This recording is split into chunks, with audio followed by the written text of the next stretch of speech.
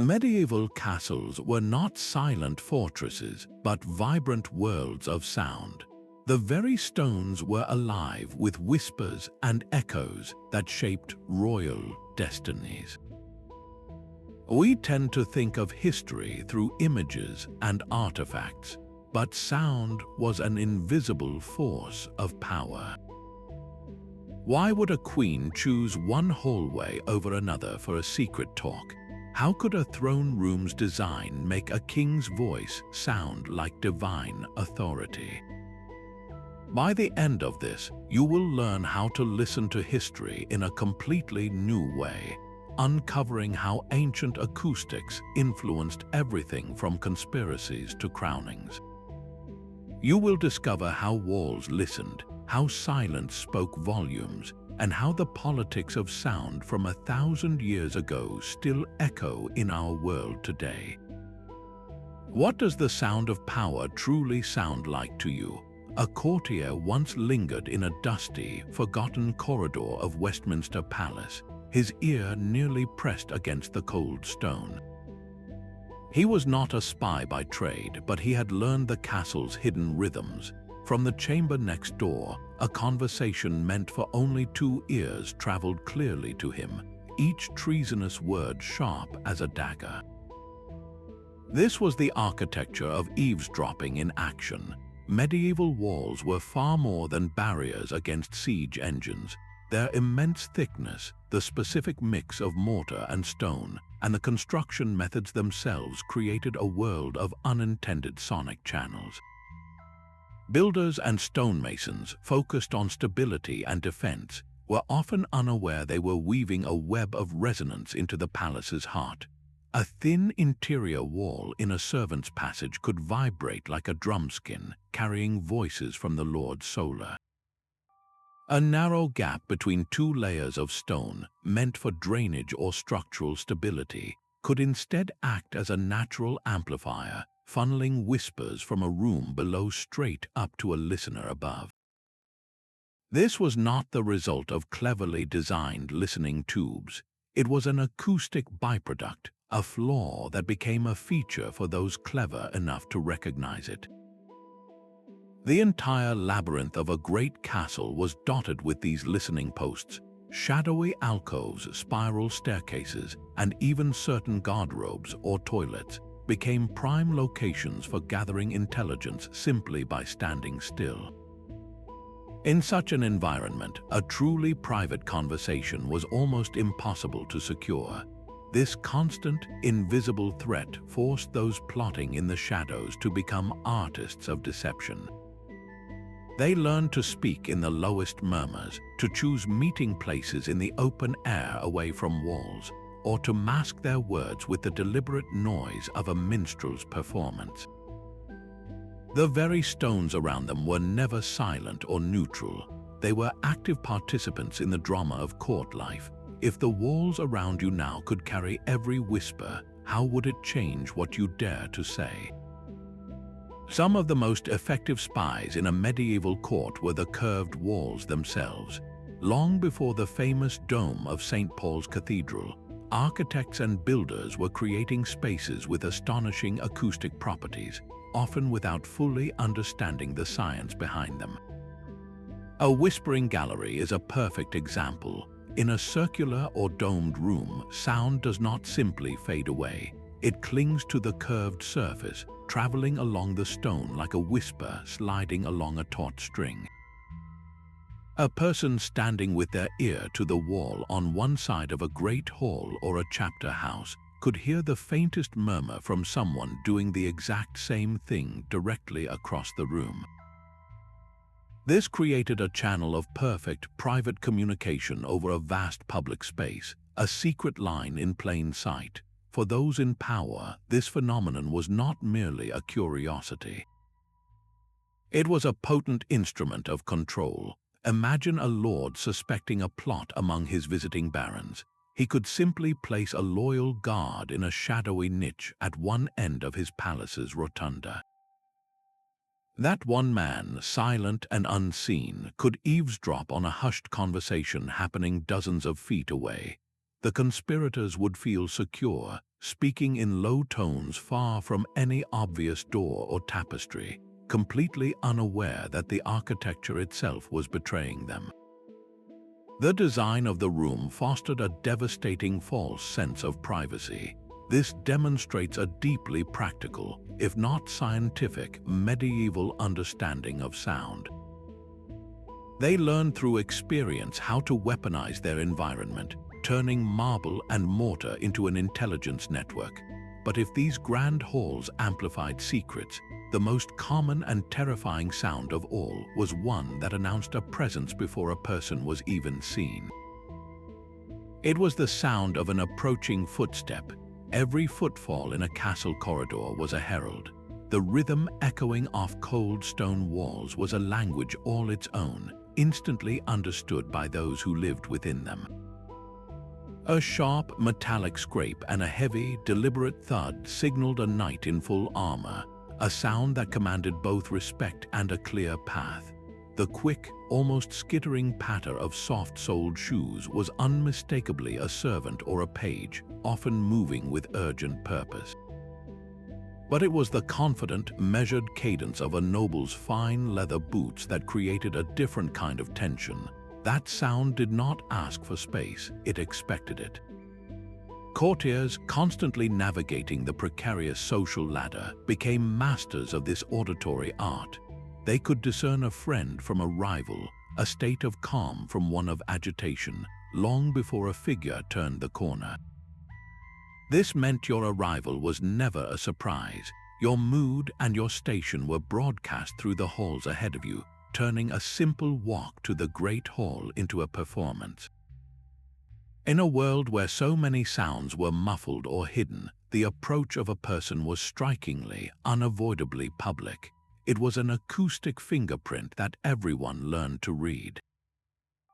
If the sound of a common step could carry so much meaning, then the most carefully crafted sound of all was the voice from the throne, designed not just to be heard but to be obeyed. The voice from the throne was not merely spoken, it was an event engineered by the very stones that surrounded it. In the cavernous expanse of the royal hall, a monarch did not need to shout.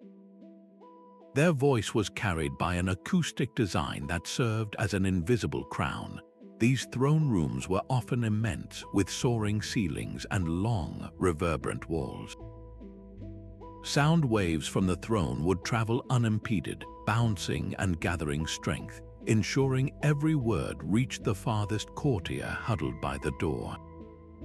Meanwhile, the quiet conversations of those same courtiers were swallowed whole by the vastness, their murmurs dissolving into an indistinct haze. This was not an accident.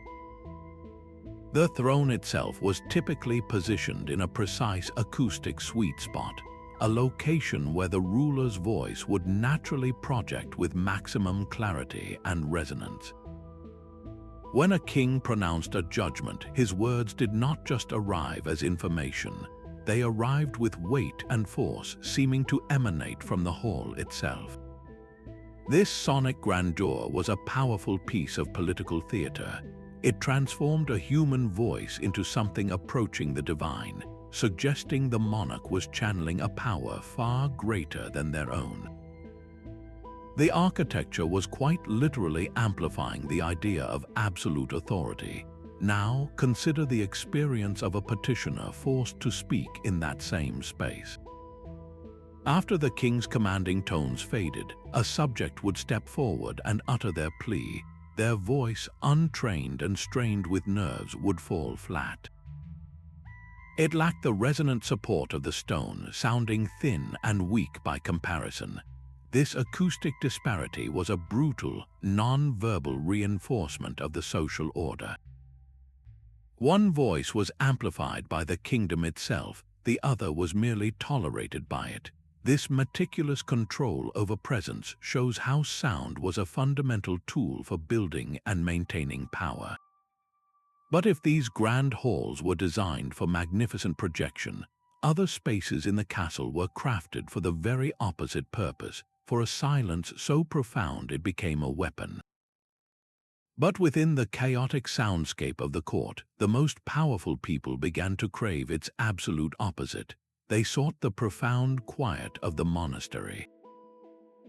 The monastic tradition, particularly through the rule of Saint Benedict, had perfected the art of silence.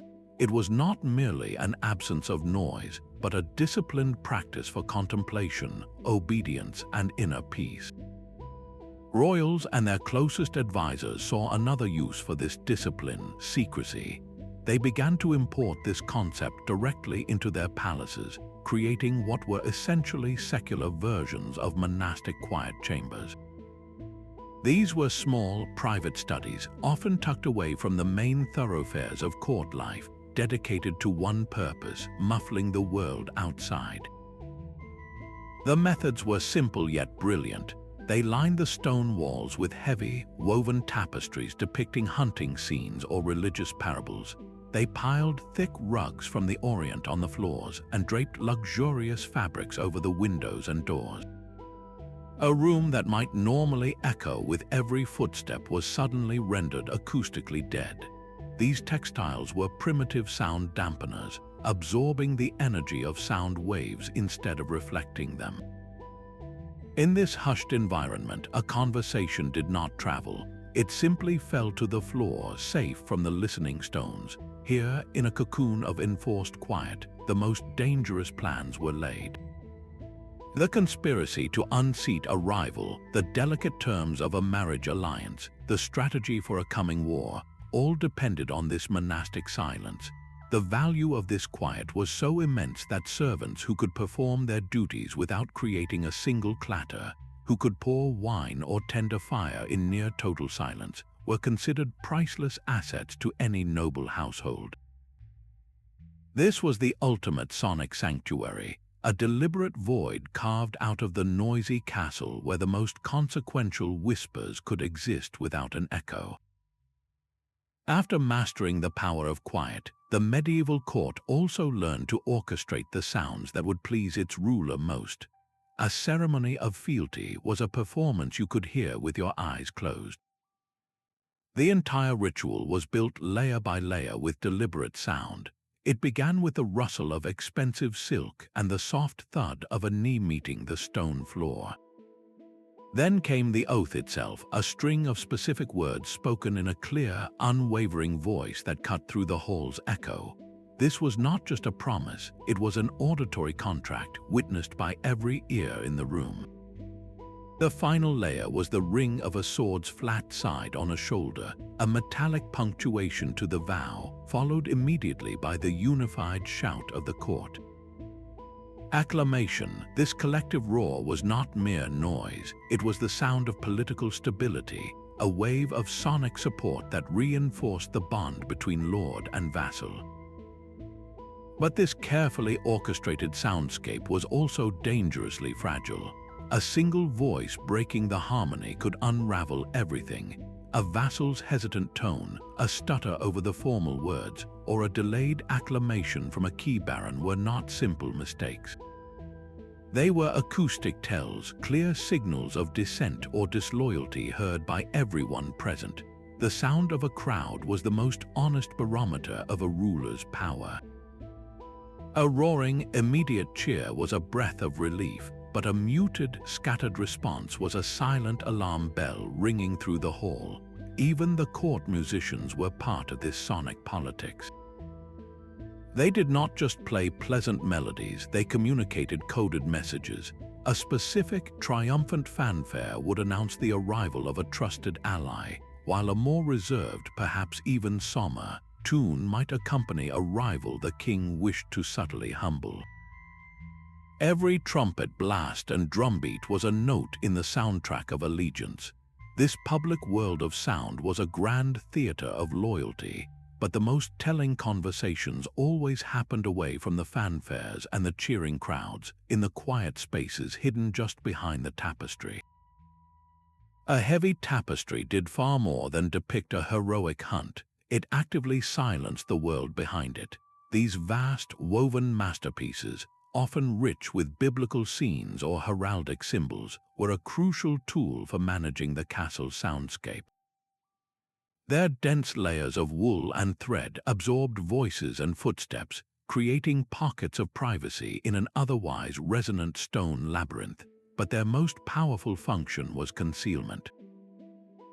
The ornate hanging that quieted a room also frequently hid a narrow doorway, a sliding panel, or a tiny peephole carved straight through the stone.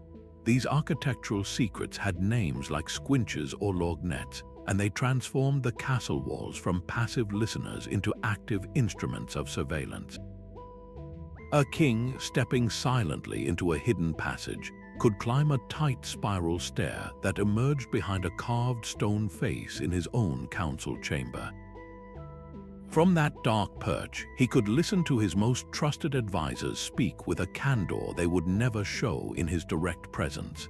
A spymaster could observe the body language and hushed asides of a visiting delegation, gathering intelligence far beyond their carefully rehearsed public words. The true genius of this system was not just its use, but the pervasive suspicion it bred. Every courtier knew such passages likely existed, but they rarely knew exactly where. Was the lion in the tapestry smirking at you from over a hidden spyhole? Did that oddly placed suit of armor conceal a listening ear? This constant, low-grade paranoia was a control mechanism as effective as any guard. It forced a performative loyalty at all times, because you could never be certain you were truly alone. The architecture itself taught you to police your own words and actions, creating a self-regulating court where the fear of an invisible audience was more powerful than the audience itself. This hidden network of silent observation stood in stark contrast to the one sound in the castle that was meant for every single ear: the relentless public marking of time. The relentless tolling of the bell was the castle's true heartbeat. It did not ask, it commanded. From the first light of dawn to the final watch of the night, the great bell dictated the rhythm of every life within the walls. Its deep, resonant voice called the community to prayer for the canonical hours, signaled the changing of the guard, announced the scant hours for meals, and imposed the absolute silence of curfew. This was more than simple timekeeping. It was sonic discipline on a grand scale, a constant auditory reminder that the Lord's authority extended over time itself. Everyone from the highest knight to the lowliest scullery maid lived by this shared, inescapable rhythm. The bell created a framework of order, a predictable soundscape against which both duty and deception could be planned. But not every bell spoke with the same voice. A rapid, frantic pealing shattered the normal order, a sound of pure alarm that could mean fire or an attacking army. A slow, mournful, single toll marked the passing of a soul, casting a somber silence over the entire courtyard. The power to decide when and why the bells rang was a profound expression of control. For those moving in the shadows, however, this rigid schedule was a tool. The conspirator waiting in a secluded chamber knew that the bell calling the court to evening prayers would mask the sound of his accomplices' approaching footsteps. The predictable noise became a curtain of sound behind which a secret meeting could unfold. The entire social order, with its conspiracies and its loyalties, was orchestrated to the ringing of the bell. Yet even this powerful sonic control could be broken by the raw, untamed sounds that crept in from the world beyond the walls. Even the grandest throne room shared its walls with a hidden world of noise. A constant, low-level chorus of unwanted sounds formed the castle's true background music. Behind the tapestries, you could hear the relentless scratching of rats and mice nesting deep within the stone. Through the narrow arrow loops, a bitter wind would howl, turning each slit into a crude wooden flute playing a single, mournful note. From the depths of the dungeons came the slow, steady drip of water, a sound that measured time not in hours but in despair. This was the auditory environment of daily life, a symphony of unease that reminded everyone of the fortress's fragile nature. but this everyday noise was nothing compared to the transformation that occurred during a siege. The world would then erupt into a terrifying cacophony designed to break the will. The deep, rhythmic thunder of a trebuchet's counterweight would be followed by a terrifying whistle as its stone projectile cut through the air, ending in a deafening crash against the outer walls. The air itself hissed with clouds of arrows, each one a tiny death whistle. Shouts of commanders, the clash of steel on steel, and the agonized cries of the wounded blended into a single, overwhelming roar of violence. For the defenders trapped inside, the ability to interpret these sounds was as vital as a strong sword arm. Your life depended on listening. A sudden shift in the rhythm of the assault, a new sound from a different section of the wall, could signal an enemy changing tactics, perhaps preparing to scale the battlements. But the most frightening sound of all was not noise but its absence. An unexpected silence from the enemy camp was terrifying. It could mean they were regrouping for a final, massive push, or that sappers were quietly tunneling beneath your feet, their picks and shovels muted by the earth. This constant auditory stress, the never knowing what each new sound meant, wore down the defenders' nerves more effectively than any battering ram. Sound itself became a brutal psychological weapon, turning every strange echo into a phantom threat. In the medieval world, learning to filter the critical signal from the chaotic noise was not just a skill, it was the difference between holding the line and being overrun. This brutal reality of survival through sound stands in stark contrast to the highly controlled and beautiful sounds the court created for its own pleasure. A lute's gentle melody could do more than a dozen armed guards to secure a ruler's reputation. In the great hall during a feast, the music was not merely a backdrop, it was the central nervous system of political communication. The minstrel, plucking the strings of his instrument, was also plucking at the heartstrings of the court's opinion. His songs were carefully crafted narratives, turning a recent, costly border skirmish into a ballad of valiant sacrifice, or weaving the virtues of the queen's lineage into a romantic epic that everyone would hum for weeks. This was propaganda set to a tune, and it was remarkably effective. The choice of instrument was a message in itself. The regal blast of trumpets announced the king's entry, a sound of unquestionable authority that demanded immediate attention and silenced all other conversation. The steady, marching beat of a drum evoked the might of the army, a sonic reminder of the power backing the crown. But in the more intimate solar, a soft harp or a lone lute created an atmosphere of trust and confidentiality, the perfect cover for a quiet word with a key ally. In this setting, the music itself became a shield, its pleasant strains masking the content of a whispered negotiation from any ears that were not meant to hear. A skilled court composer held a position akin to a modern spin doctor. He understood that controlling the soundscape was essential to controlling the story. A court without music was not just a dull place, it was a weak one, lacking the sonic tools to glorify its leader and unite its people. This brilliant, positive orchestration of sound demonstrates the height of medieval acoustic manipulation. Yet for every soothing melody crafted to build loyalty, there was a dissonant chord waiting to be struck, a sound designed not to unite, but to terrify and break the human spirit. A verdict in the Great Hall was a sound you felt in your bones.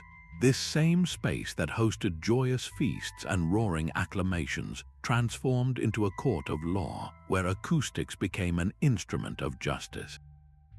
The architecture that amplified a king's voice to divine authority now worked on the accused. A peasant or a disgraced noble standing alone on the stone floor would speak their defense. Their voice, thin and tight with terror, would waver and echo in the vastness, making every stammer and hesitation seem magnified, even dishonest. Then came the judge's response. His pronouncement of guilt did not just land on the ears, it resonated through the hall with a deep, reverberant finality, a sonic stamp that felt as immutable as the stones themselves. That specific acoustic moment, the ringing declaration of fate, was designed to be unforgettable and absolute, but the true punishment began when the prisoner was taken below. Descending into the dungeon was like being swallowed by silence.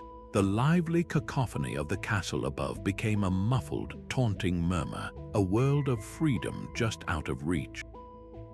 Here, the soundscape was one of isolation and slow despair.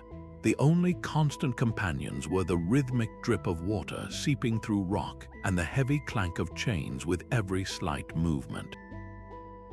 This was a psychological torture crafted from noise or the lack of it.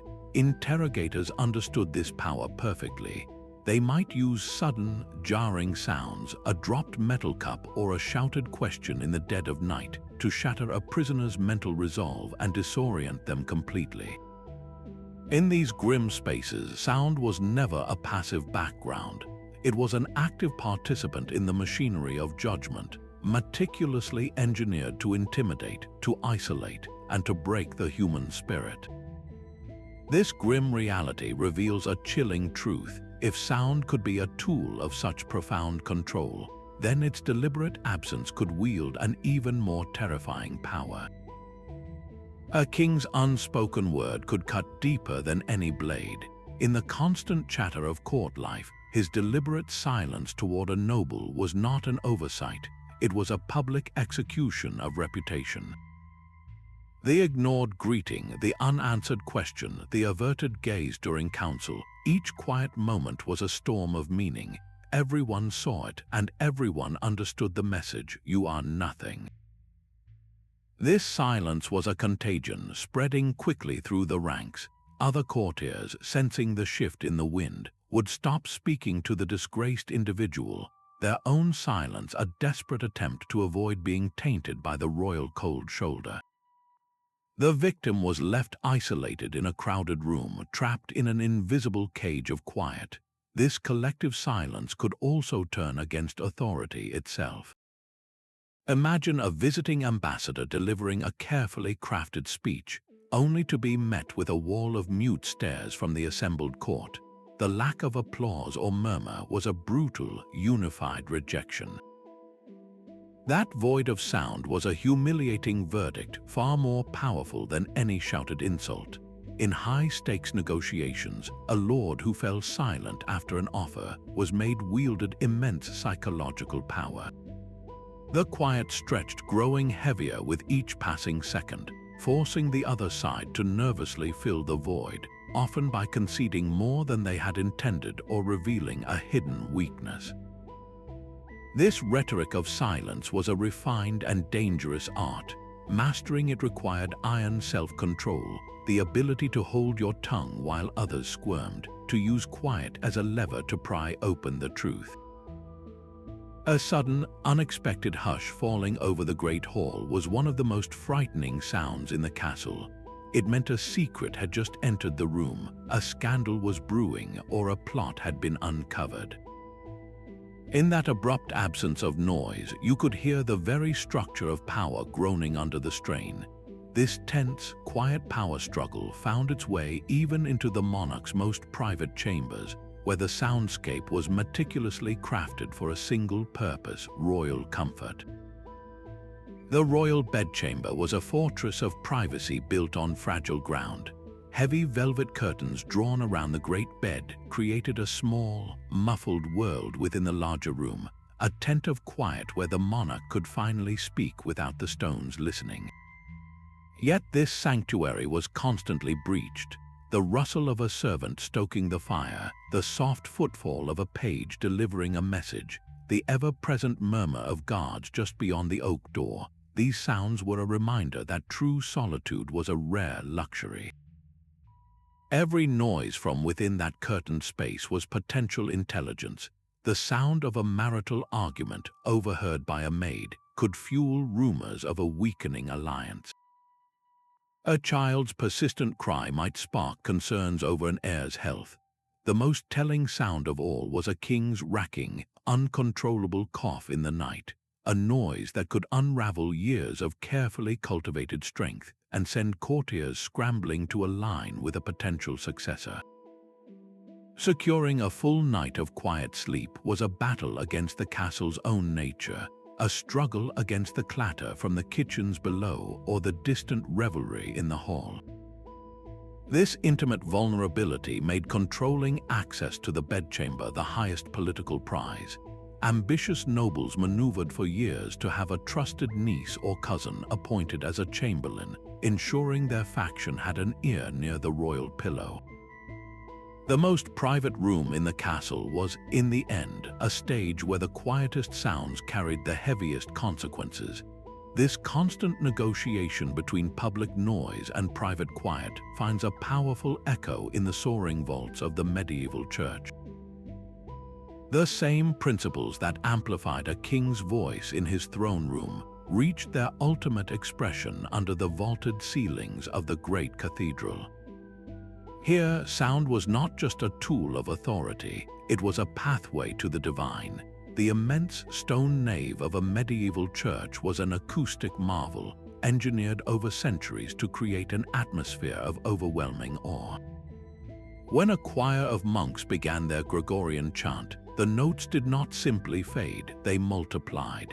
The sound swelled, filling the vast emptiness, each voice blending into a harmonious cloud that seemed to emanate from the heavens themselves.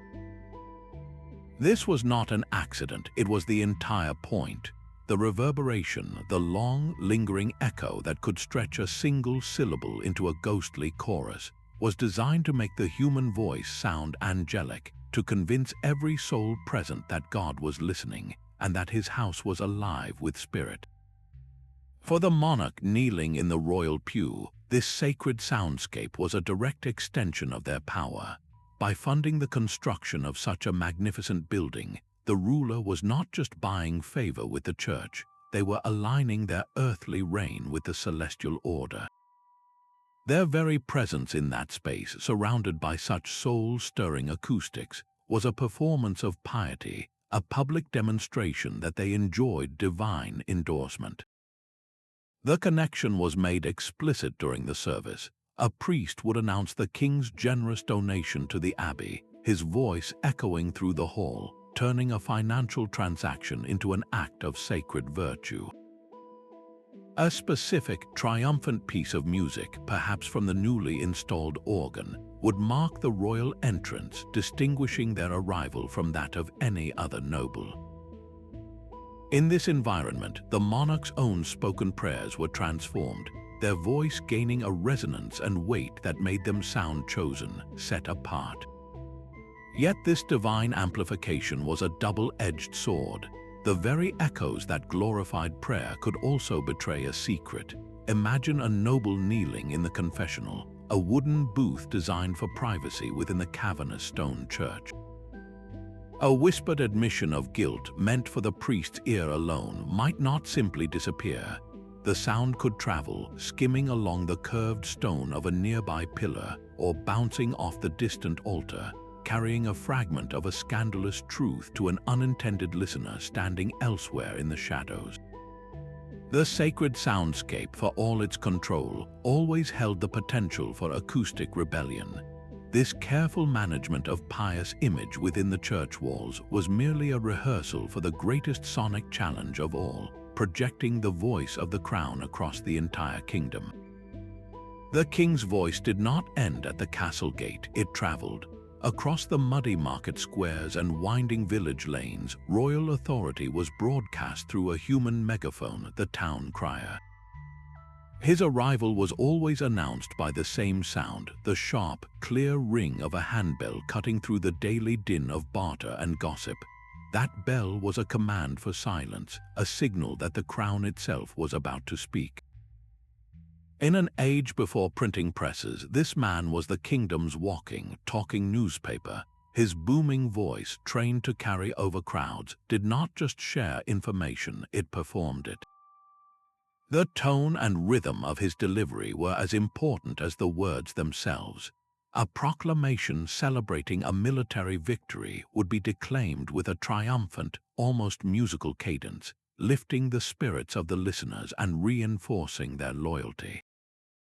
But an announcement of a new tax or a quarantine order required a different sound altogether, a slower, more serious and authoritative tone that brooked no argument. This was statecraft conducted entirely through the human voice, a deliberate manipulation of public sentiment using nothing but sound, waves, and performance. The crier was not merely a messenger, he was an actor in a grand political theater, and his stage was the entire realm. His performance could mean the difference between a populace that accepted a new law and one that grumbled into rebellion. In smaller villages without a crier, the church bell took on this role. Its familiar toll would summon the community not just to prayer, but to hear urgent news, binding them together in a shared auditory experience dictated by distant powers. This public soundscape created a sonic chain linking the most remote peasant to the throne, a powerful and constant reminder of who ruled the air itself. Yet for every public proclamation designed to unite, there existed a shadowy world of sounds meant to divide and conceal, a secret language spoken only by those who moved in the darkest corners of power. A conspirator's most valuable tool was a sound that did not sound like a tool at all. In the treacherous currents of court life, where every spoken word was a risk, an entire secret language evolved from the castle's own ambient noise. This was a world of coded sounds where a conversation could be held without a single syllable being uttered. A specific, rhythmic tap on a heavy oak door, perhaps 2 quick raps followed by a pause and a third, was not a random knock. It was a password, a signal to an ally on the other side that it was safe to open. From a courtyard below, the perfect imitation of a nightingale's song, repeated 3 times, was not a sign of spring. It was a summons, a call for a co-conspirator to slip away to a pre-arranged meeting place. Even the apparently accidental clatter of a dropped pewter plate in the great hall could be a deliberate act, a burst of noise engineered to cover the sound of a secret document being passed beneath a table. These auditory signals were brilliant because they were invisible and deniable. They hid in plain hearing, indistinguishable from the natural soundscape to anyone not privy to the code. For those in the know, however, the entire castle became a switchboard of secret messages. The creak of a certain floorboard underfoot could mean a guard was on his patrol route. The distant sound of a particular latch closing might indicate that a hallway was now clear. This system demanded perfect trust and flawless memory. A single mistake in the sequence, one knock too many or the wrong bird call, could transform a signal of safety into a trap. It forced conspirators to live in a state of heightened auditory awareness, constantly listening for the tiny, meaningful sounds that threaded through the overwhelming noise of court existence. Their lives depended on distinguishing the signal from the noise. This intricate web of auditory codes reveals a world where paranoia bred innovation, turning everyday sounds into weapons and shields. But this language of knocks and whistles, for all its cleverness, had one profound limitation.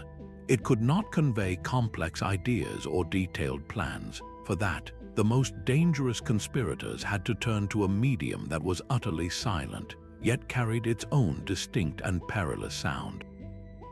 The scratch of a quill on parchment was the sound of history being captured. In the hushed scriptorium, this persistent, rhythmic whisper was the dominant noise, a stark contrast to the boisterous world outside. Each deliberate stroke of the pen was a commitment, etching words onto cured animal skin that could bind a kingdom or betray a conspiracy. The process itself was a symphony of careful preparation. You would first hear the soft grind of ink being made, as a scribe mixed powdered gall nuts with gum, arabic, and water, creating the deep black liquid of authority. Then came the sharp slice of a knife trimming the goose feather quill to a perfect point. These were the prelude sounds to the main event, the scratching that could last for hours as a single document took form. This quiet intensity was a form of power, a controlled environment where information was given permanent life, but the true sonic signature of a finished document came at its sealing. The act of dripping warm, red wax onto the parchment created a soft hiss, followed by the definitive crackle as it cooled and solidified. Then, with a firm press, the metal matrix of a king's signet ring would be pushed into the soft surface. That final, muffled thud was the sound of a command being locked shut. The resulting seal was more than a signature, it was a physical and acoustic lock. The breaking of that seal, therefore, was a hugely significant event. In an official setting, the crisp snap of wax breaking was a sound of legitimacy, announcing that an order was now in effect. But if that same sound was heard in a shadowy corridor, made by a spy carefully sliding a hot knife under the wax to read the contents without detection, it was the sound of high treason. Messengers carrying these sealed packets were human alarm bells, the sound of their horses' hooves clattering across the castle drawbridge, or their breathless shout for the gatekeeper, sent immediate ripples of anticipation or dread through the court. Their arrival was an auditory event that could herald war, peace, or the downfall of a favorite.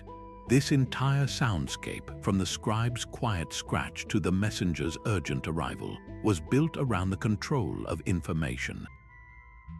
It was a world that understood the written word's immense power, and every sound associated with its creation and delivery was meticulously managed.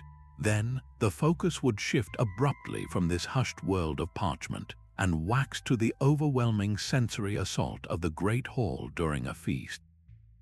A feast hall's roar was a calculated instrument of power. Beneath the apparent chaos of clattering silver plates, barking hounds, and 1,000 overlapping conversations lay a precise acoustic strategy. This wall of sound was the perfect cover for the murmured conspiracy, the hissed warning, the treasonous deal struck between bites of roasted boar. Plotters seated shoulder to shoulder on a crowded bench could speak plainly, their dangerous words instantly absorbed by the ambient roar. For a spy trying to listen from a few feet away, picking out a single thread of conversation from that auditory tapestry was nearly impossible. The noise was a shield. Yet this protective cacophony was dangerously fragile. A single, unexpected lull in the din, perhaps as a servant dropped a heavy tray, could slice through the hall like a knife. In that sudden, terrifying silence, a private remark about the king's failing health or a baron's ambition would ring out with shocking clarity, heard by dozens of unintended ears. This constant risk forced conspirators to become masters of timing, learning to speak only when the minstrels struck up a particularly loud refrain or when a round of rowdy toasts swept the room. The masters of ceremony who orchestrated these events understood this sonic battlefield perfectly. They used music and ritual not just for entertainment, but as tools for information control. A blast of trumpets could deliberately drown out a brewing argument at the high table. A call for a unified toast would create a wave of collective noise under which a dozen separate, secret conversations could safely take place. Every element of the feast, from the serving order to the song selection, was a move in a grand acoustic game. This public performance of noise and loyalty required a profound psychological toll on every person in the room. A sudden crash of thunder was never just weather. To the medieval mind, it was a direct message, a booming declaration of divine displeasure or a demonic assault on the very air. This deep, psychological link between sound and belief turned the entire world into a text to be interpreted. Every unexpected noise carried potential meaning. The ominous creak of a roof beam in the dead of night was not merely old wood settling, it was a sign of impending doom. A dog's lone howl from the village outskirts was a portent of death. In an age without scientific explanations for most natural phenomena, the human ear was constantly searching for patterns, for warnings, for clues from an unseen world. This primal fear of the unknown was a tool waiting to be wielded. A clever conspirator did not need to draw a dagger to unsettle a rival. He could simply start a whisper that the king's new astrologer had heard phantom battle cries from the empty armory, a sound said to precede the fall of a dynasty. The next time the wind whistled peculiarly through a crack in the stone, that nervous lord would hear not the wind but the confirmation of his own downfall. This was psychological warfare conducted through the soundscape, turning ambient noise into a weapon of mass anxiety. Rulers understood that their power depended on countering this inherent chaos with a show of absolute sonic control. The predictable, rhythmic cadence of the castle bell, the steady and unwavering tone of the king's voice during an audience, the unchanging routine of ceremonial fanfares, these were not just administrative tools. They were a performance of stability. They created a predictable auditory world that promised order in a universe that often felt terrifyingly random. A monarch whose public sounds were calm and measured was a monarch in command, not just of his court, but of the very forces of chaos that lurked in the shadows. This profound attunement to sound reveals a fundamental difference between the medieval world and our own. We live in an age of controlled and often ignored noise, where a siren is just a siren and a creak is just a creak. For the medieval listener, every sound was alive with intention, a potential omen or a message from the divine. Their entire emotional and psychological state was shaped by an auditory environment we can scarcely imagine. This intricate dance of fear, awe, and acoustics did not emerge from a vacuum. Its roots stretch back centuries to the marble halls and open-air theaters of the classical world, where architects first learned to harness the human voice and orchestrate the emotions of a crowd. The grand cathedrals and whispering galleries of the medieval world did not appear from nothing. Their acoustic genius was built upon the ghostly foundations of a fallen empire. Scattered across the landscape, the crumbling ruins of Roman amphitheaters stood as silent tutors.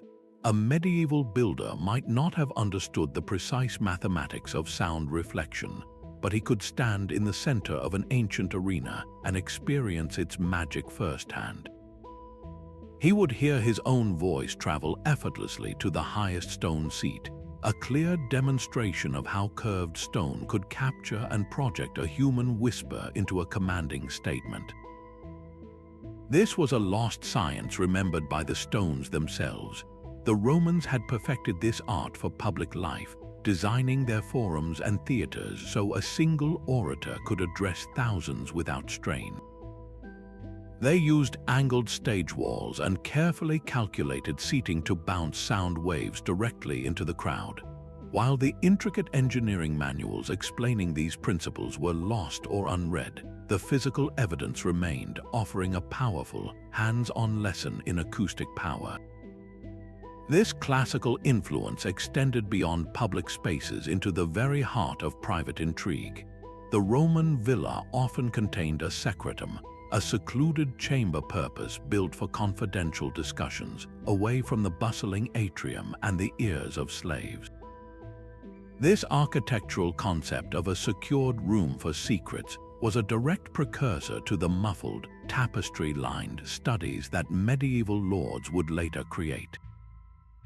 The philosophical groundwork was just as important. Greek ideas about cosmic harmony, the concept that the planets themselves moved in a divine, inaudible music, deeply influenced medieval scholars.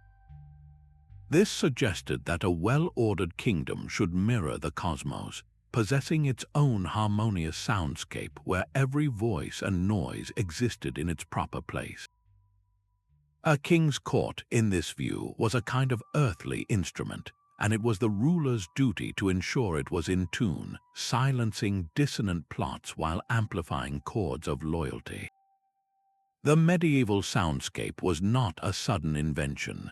It was a patchwork of rediscovered classical principles, philosophical ideals, and brutal practical necessity, all woven together over centuries. These inherited ideas gave rulers a blueprint for using sound as an instrument of control. Eleanor of Aquitaine held court in Poitiers surrounded by the very sounds she orchestrated. The music of troubadours was not mere entertainment in her halls, it was a strategic weapon. These poets and musicians, funded by her patronage, filled the air with songs of courtly love, chivalry, and the refined virtues of a queen who deserved absolute loyalty. This carefully crafted soundscape was a deliberate political statement. It projected an image of a civilized, sophisticated power, a stark contrast to the brutish noise of the battlefield that often defined her husband Henry II's reign. Eleanor understood that the narrative set to a tune could be more persuasive than any decree. She was equally a master of her own voice, a tool she wielded with precision in the tense negotiations that defined her life. Moving between the French and English courts, she would have instantly registered the different acoustic personalities of each fortress. The resonant throne room in Paris demanded one kind of vocal performance, a public, declarative tone. The more intimate, tapestry-lined council chambers in England required another, a confidential, measured murmur. This adaptability was her genius. She knew how to pitch her voice not just to be heard, but to be believed. Then her world of sound was violently taken from her. Her long imprisonment by Henry was an acoustic imprisonment. Confined to various castles for 16 years, she was plunged into a soundscape of isolation. The lively chatter of her court was replaced by the monotonous sounds of her own footsteps, the turning of a key in a lock, the distant, muffled noises of a life from which she was excluded. This enforced silence was meant to erase her influence, to make the world forget her. But Eleanor turned this sonic void into a new kind of channel. She learned to communicate through the few sounds available to her. A specific pattern of knocks with a servant, the rustle of a particular parchment, the coded message hidden in a seemingly innocent letter read aloud by a sympathetic guard. Her supporters on the outside knew to listen for these subtle signals. Even from within her stone cage, she used the politics of silence itself as a weapon, her refusal to speak or plead becoming a powerful, resonant statement of defiance that echoed through the kingdom louder than any shout. Her entire life was a masterclass in listening and being heard, a demonstration that power resided not just in making noise, but in understanding the profound weight of every whisper and every silence. So how can we possibly recover the precise sound of Eleanor's court or the echo of a forgotten throne room? We must turn to the modern tools that allow us to hear the past. The quiet hum of a laptop in a stone chapel is now part of the conversation. This is the field of Archaeoacoustics, where modern science is giving us ears in the past. Researchers use a startlingly simple yet powerful tool, a blank pistol shot or a bursting balloon. The sharp crack creates a perfect acoustic snapshot, an impulse response that is recorded by a circle of sensitive microphones placed throughout the room. This single sound, lasting a fraction of a second, contains all the data needed to map the space's entire sonic personality. It reveals how long a king's command would have reverberated, a quality known as reverberation time, and pinpoints the exact paths a conspirator's whisper would have traveled along curved walls. This data does not just sit in a spreadsheet, it breathes life into digital models. Scientists can now take a recording of a modern actor reading a medieval proclamation, and process it through the acoustic profile of a specific throne room. The result is not a guess, it is a scientific reconstruction. You can put on headphones and hear the words as a 13th century courtier would have heard them, with the same echoes, the same resonance, the same divine authority crafted by the stones.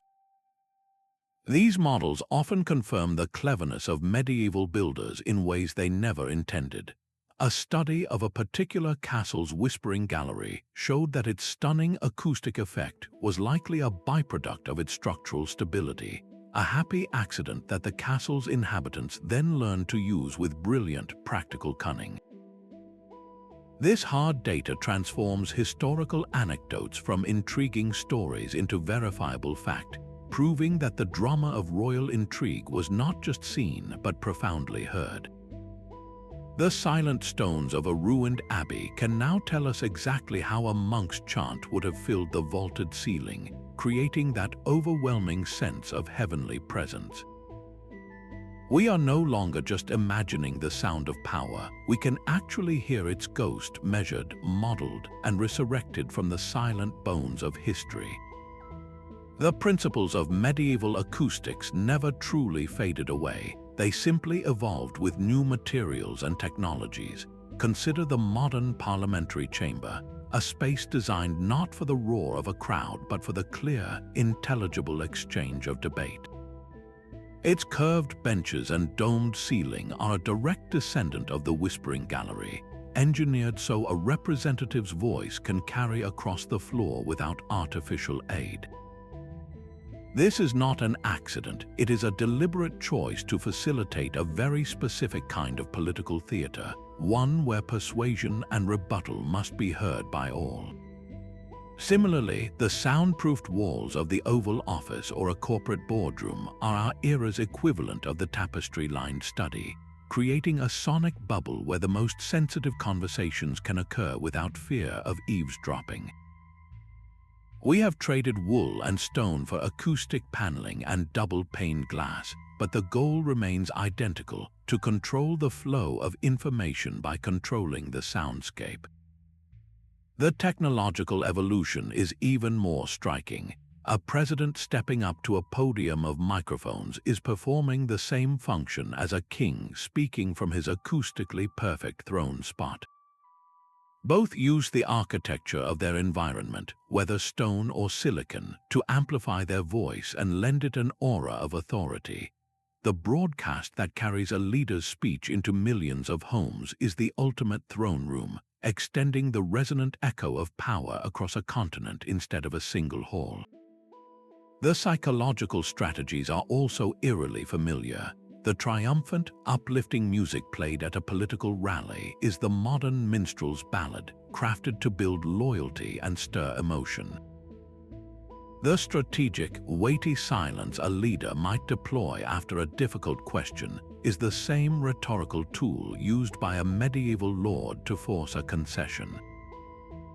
Even the controlled leak of information to the press functions like the coded bird call from a castle wall, a signal sent to manipulate allies and enemies without a direct, traceable statement.